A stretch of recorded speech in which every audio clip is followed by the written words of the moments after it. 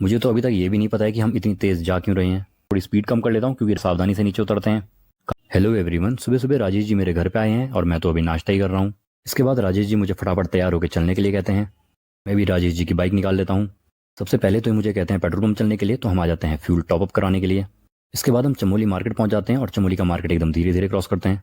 चमोली का market cross होते ही मैं फुल स्पीड पकड़ लेता हूँ और अभी तक मुझे पता नहीं है कि हम कहाँ जा रहे हैं और क्यों जा रहे हैं। मुझे तो अभी तक ये भी नहीं पता है कि हम इतनी तेज़ जा क्यों रहे हैं। नंदप्रयाग में स्लाइडिंग जोन पे पहुंचते हैं तो थोड़ी स्पीड कम कर लेते हैं। बट इस स्लाइडिंग जोन को भी इतना टाइम हो गया कि इसमें चलते चलते तो आप सभी को आदत बन गई है। नंदप्रयाग का मार्केट क्रॉस होते ही हम दोबारा से उतनी ही स्पीड पकड़ लेते हैं। कालेश्वर के पास पहुंच के मैं थोड़ी स्पीड कम कर लेता हूँ क्योंकि राजेश जी मुझे इस कच्ची सड़क पर चलने को कहते हैं।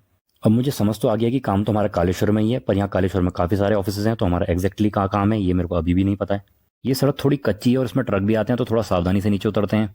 कालेश्वर में कुछ टाइम से बिल्डिंग बन रही थी जिसका पता ही नहीं चल पा रहा था कि ये कौन से डिपार्टमेंट की है। आज काफ़ी टाइम बाद इधर आया हूँ तो देखता हूँ कि ये तो आरटीओ की बिल्डिंग है। ये बिल्डिंग तैयार भी हो गई है और आरटीओ ऑफिस में शिफ्ट भी हो गया है। बट यहाँ पर अभी जो टेस्टिंग साइट है वो डेवलप हुई नहीं है। यहाँ से भी आगे बढ़ते हैं तो राजेश जी मुझे इस ऑफिस के सामने रुकने के लिए कहते हैं। इस ऑफिस में तो मैं आज पहली बार ही आया हूँ। राजेश जी अपना हेलमेट वगैरह रख के चले गए हैं काम पे। मैं बैठा बैठा बोर हो रहा था तो बाहर में चार्जिंग स्टेशन देखने आ जाता हूँ। राजेश जी का काम खत्म होने में 2 घंटे लग जाते हैं और 2 घंटे में बुरी तरह बोर हो जाता हूँ। उसके बाद हम यहाँ से वापस निकल जाते हैं। यह है हार का ऑफिस जहाँ पे मैं कई बार ग्रीन टी लेने आता हूँ। वापसी में हमें लंगासू के पास में एक ये कैंप साइट दिखती है तो हम इसको देखने चले जाते हैं। पुल क्रॉस करके कैंप साइट पर पहुंचते हैं तो देखते हैं कि यहाँ पे इतना कुछ खास हमारे लिए है नहीं, तो वहाँ पर बिना रुके ही हम सीधे वापस आ जाते हैं। इसके बाद हम सीधे आके रुकते हैं नंदप्रयाग में क्योंकि राजेश जी को भूख लग गई है और ये यहाँ पे चाउमीन ट्राई करना चाहते हैं।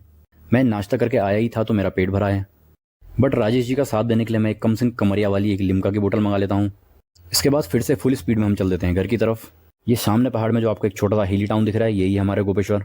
चमोली क्रॉस करके हम गोपेश्वर की चढ़ाई में हैं और राजेश जी काफ़ी खुश नजर आ रहे हैं क्योंकि इनका काम एक ही दिन में हो गया है।